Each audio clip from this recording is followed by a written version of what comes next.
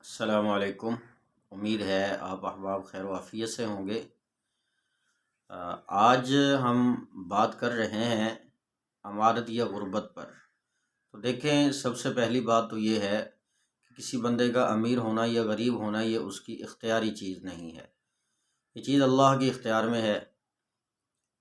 جس کو اللہ چاہتا ہے وسیع رزق عطا فرماتا ہے، جس کو اللہ چاہتا ہے ذرا اس کا رزق تنگ کر دیتا ہے، اور کبھی اللہ کسی کو زندگی کے ابتدائی دنوں میں رزق تنگ دیتا ہے اور آخر میں جا کے وسعت دے دیتا ہے، اور کسی کو اللہ تعالیٰ زندگی کے شروع کے ایام میں جو ہے وہ وسعت عطا فرماتا ہے اور آخر میں اللہ پاک تنگ کر دیتا ہے۔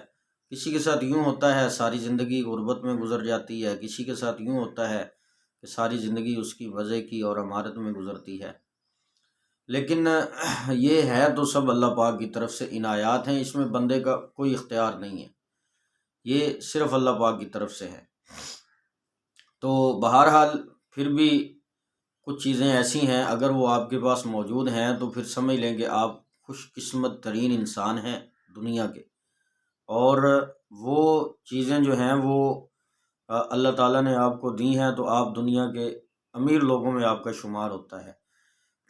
پھر آپ کو پریشان ہونے کی ضرورت نہیں ہے۔ ان چیزوں میں سے سب سے پہلی چیز تو ہے روٹی۔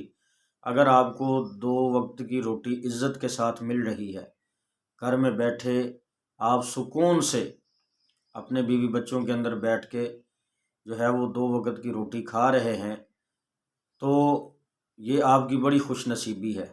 آپ سمجھ لیں کہ آپ جو ہے وہ غربت کی ایک جو حالت ہے اس سے آپ غربت کی ایک کیفیت سے آپ نکل گئے۔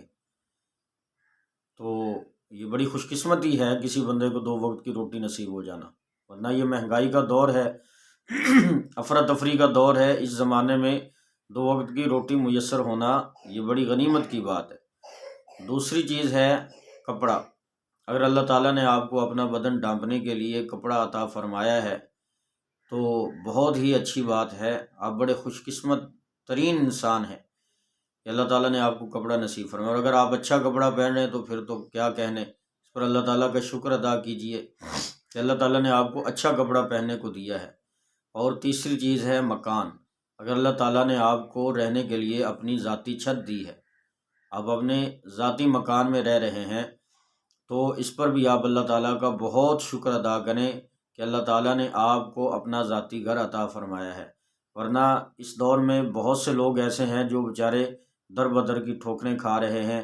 کئی لوگ کرائے پہ رہتے ہیں، جب کرایہ دار کا دل کرتا ہے سامان اٹھا کے باہر پھینکتا ہے کہ نکل جاؤ یہاں سے، میرا مکان خالی کرو۔ تو یہ ایک بڑی مصیبت ہوتی ہے انسان کے لیے، ایک جگہ سے دوسری جگہ شفٹ ہونا۔ تو اگر اللہ تعالیٰ نے آپ کو مکان عطا فرمایا ہے، آپ کا اپنا مکان ہے، تو اللہ تعالیٰ کا شکر ادا کریں، آپ غربت کی تیسری حالت سے بھی آپ نکل چکے ہیں۔ اور چوتھی چیز ہے کہ اللہ تعالیٰ نے آپ کو اپنی سواری عطا فرمائی ہے۔